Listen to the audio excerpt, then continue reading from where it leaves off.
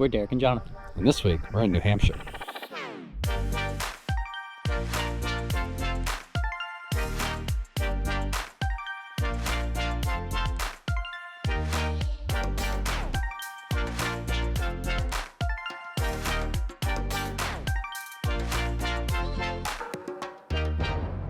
After wrapping up our time in Balsams State Park, we hit the road, heading south from Maine into the heart of New Hampshire's White Mountains.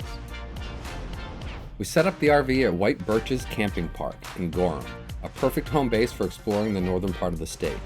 Gorham sits right on the edge of the White Mountain National Forest, making it one of the best spots for hiking, scenic drives, and, hopefully, spotting a moose. Our main goals for this week? Climb Mount Washington, check out some of New Hampshire's most beautiful state parks, and, after striking out in Maine, we want to finally see a moose in the wild. So stick around, and while you're at it, hit those like and subscribe buttons for us. Okay, let's get into it. We started the week off with a bang by climbing the legendary Mount Washington. Here we go. Mount Washington. It's the tallest peak in New England and home to the world's worst weather, apparently. Hopefully we don't experience that today. Yeah, so today the trailhead started, it's like 68 degrees. It's not too bad. We're in tank tops because it's hot. But at the top, it's in the low 50s. Yeah. So it's going to be a drastic change in weather. There is some history to this trail. The story that we've been told by Derek's parents. My parents climbed Mount Washington using this specific route, Tuckerman's Ravine. I gotta give them some credit. In the mid-80s. This is pretty intense. 4 miles, 4,000 feet elevation gain. It's a lot. So that's what we're doing today.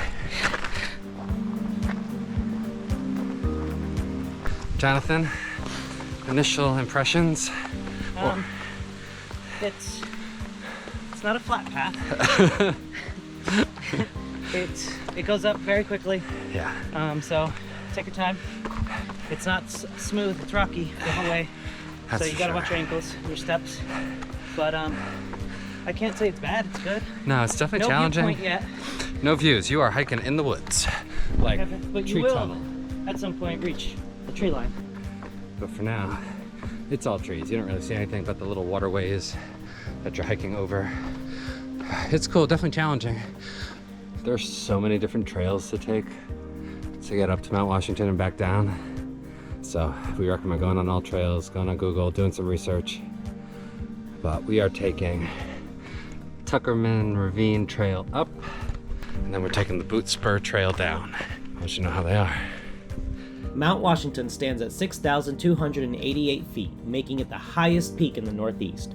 But what really makes this hike difficult is the massive elevation gain. Most trails climb over 4,000 feet in just a few miles. That's like climbing from the bottom of the Grand Canyon to the rim in one shot. The Appalachian Trail crosses right over Mount Washington's summit, making it one of the most iconic points along this 2,200-mile route from Georgia to Maine.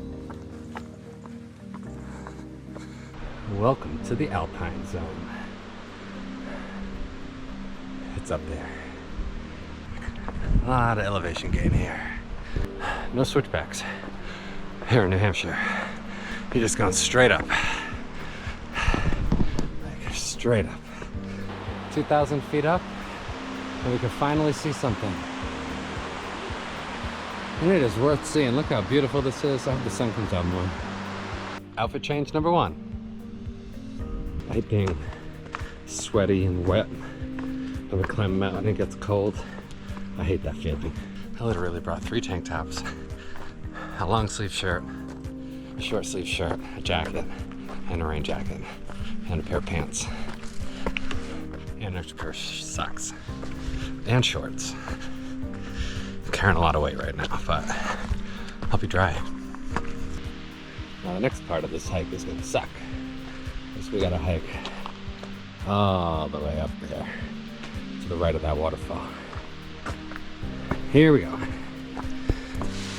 All right, got this gorgeous waterfall here. We've got a Jonathan right here. These beautiful wildflowers blanketing the trail everywhere. It's really gorgeous. At the same time, the leaves are starting to turn. They're like a yellowish. Cool time to be here. End of August. Outfit change number 2 for Jonathan. He's opting for the long sleeve on the way up. Very nice. So one of the options for like an alternative route down, if you're taking Tuckerman Ravine up, is this Lionhead Trail. I believe it goes over there, like that point right there. There's some people up there, and then you like cut down and then meet up with Tuckerman and join that on the way down and make a loop, which is pretty cool. Now what we were planning on doing Boot Spur, but that is a pretty cool looking way down. I will say, I wasn't expecting like a second viewpoint. But not everyone hikes to the top. You can actually drive up to the summit by using the Mount Washington Auto Road or the historic Cog Railway, the first mountain climbing train in the world. Alpha change number 3. We did it. Nothing like reaching the summit of a mountain after 4,000 feet elevation gain and seeing a parking lot full of cars. That's the famous train over there that can take you down. No, we didn't do that. Yeah, we decided to walk up here. Yeah. Check out the snack bar though, I'm very into that. Made it to the top. As I usually complain about hikes where you can drive up the summit. This is definitely one of them. This is why. There's a line. They weren't on the trail. No. She was. She climbed up. Yeah, she did. The rest of those people also did not climb up the trail. Flip-flops. I hate this. After patiently waiting our turn behind all the people who drove to the summit, we finally had our chance to take a picture with the famous Mount Washington summit sign.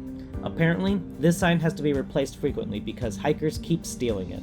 So if you see a wooden sign like this in someone's garage, you know where it came from. All right, officially starting our way down. We're taking the Crawford path down, which is the oldest maintained trail in all of the United States, according to the signs we read here. Also, they're talking about thunder and a thunderstorm, and it is significantly colder right now than when we came up, so really looking forward to that walk down. Outfit change number 4. We got yellow shorts now. And going down is always so nice. At first. Outfit change number 5.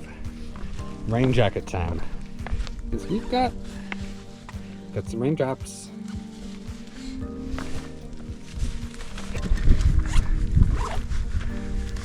I put my rain jacket all the way at the bottom. Oh, I had a side pocket. I was optimistic that we wouldn't have to do this. But here we are. Off we go. Alright, storm is definitely getting closer to us. But our path kind of goes that way, so hoping we can stay ahead of it. It looks pretty intense. It looks like we lucked out with the storm. It's calmed down here.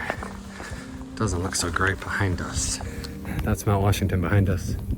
You can see where the storm is now. We lucked out. Or at least we thought we did. Mount Washington is famous for having some of the worst weather on Earth. Winds at the summit once hit 231 miles per hour, the second highest wind speed ever recorded. Hurricane force winds and freezing wind chills are pretty normal up here, and storms can spring up out of nowhere. Boot Spur Trail. Look at the size of that cairn. Very big. It's huge. We're making our way up to Boot Spur, which is up there. I don't know, apparently it's a point of interest that requires you to do more climbing. Ugh. This is the top of Boot Spur.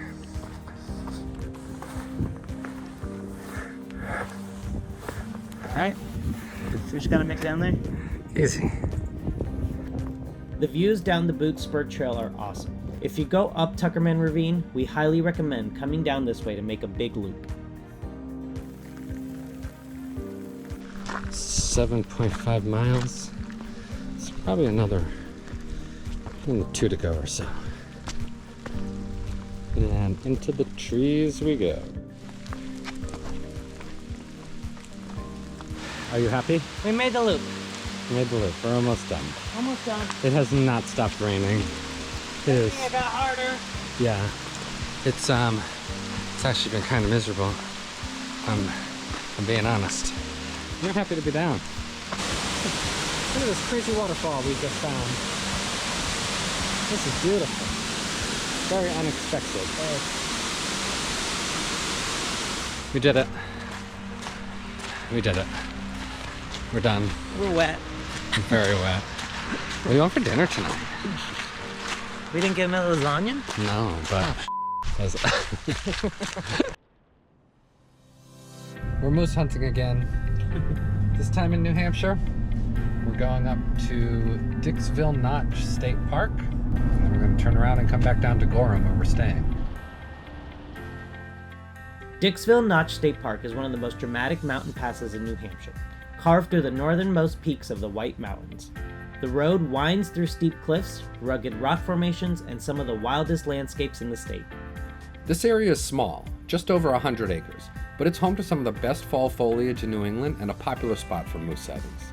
If you're willing to hike, you can get some of the best views in the region. Right above the notch, you can climb to Table Rock, a narrow ledge that juts out over a 700-foot drop. It's one of the most thrilling viewpoints in the entire state, but definitely not for anyone afraid of heights. Wind turbines stretch across the horizon in the distance. That's the Granite Reliable Wind Farm, one of New England's largest wind energy projects. The turbines stand nearly 400 feet tall and generate enough power to supply over 20,000 homes. Dixville Notch is famous for more than just scenery. It's also home to America's first votes during every presidential election. The tiny community of Dixville Notch casts its ballots at midnight, making it one of the most watched polling places in the country. Did you see that? That was crazy. This is definitely nicer than the Gorham area. Holy moly. Look how beautiful all this is. This is the historic Balsams Resort, a massive castle-like complex sitting in the middle of the notch. It was once one of the most famous luxury resorts in New England. Opened in 1866, this place hosted presidents, celebrities, and even royalty. But in 2011, it shut down. And since then, plans to reopen it have been in limbo. It's a little weird seeing such a grand building just sitting here. Between the history, the dramatic landscape, and the insane views from Table Rock, Dixville Notch might be one of the best hidden gems in New Hampshire. Today we're just driving around. I think we're going towards Crawford Notch State Park. Yeah? Yeah. What does that look like? I don't know, but it's very pretty here. All right, we are here at the Mount Washington Resort, which we didn't know was a thing until we drove by. But look at this place. It's like magnificent. It's crazy. Hotel. So if you look, this right here, that's the railway, the cog railway, and it goes all the way up, which is kind of nuts. That is nuts. So it like goes back here, goes up there, and then up to the peak. The Mount Washington Cog Railway has been running since 1869, making it the world's first mountain climbing train. There's one point on the track called Jacob's Ladder, where the train climbs at 37% grade, one of the steepest inclines of any train in the world. We're here in Crawford Notch State Park, and we finally found a moose. It's over there. It's tough to see with this camera, but fortunately, we have zoom lenses. Finally, after days of searching, we found a moose right at the edge of Saco Lake, feeding in the water. Unlike deer, which graze on grass and leaves, moose rely heavily on underwater vegetation. They'll dunk their entire heads down to reach nutrient-rich plants growing beneath the surface. Moose are actually incredible swimmers. They can dive up to 20 feet underwater and hold their breath for nearly a minute while foraging for aquatic plants. Their long legs and powerful lungs make them perfectly built for life in the water. Even though they're massive, standing over 6 feet tall at the shoulder and weighing up to 1,500 pounds, moose are skittish and easily spooked. That's because moose have poor eyesight, but they make up for it with their super sensitive hearing and a strong sense of smell, so sudden noises or movement can startle them. Despite their size, moose can be surprisingly stealthy when they want to disappear. Alright, so that was really cool. We've been trying really hard to see a moose this whole time. We've been in Maine, New Hampshire. We've gone to all the places you're supposed to see moose.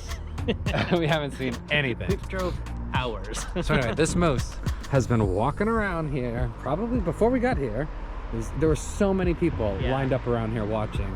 And then all of a sudden, it just like took a couple steps and was gone. Yeah, we can't hear it anymore. It's gone. Like it just disappeared into the woods. Immediately, instantly. And the whole crowd disappeared. There must have been 50 people here.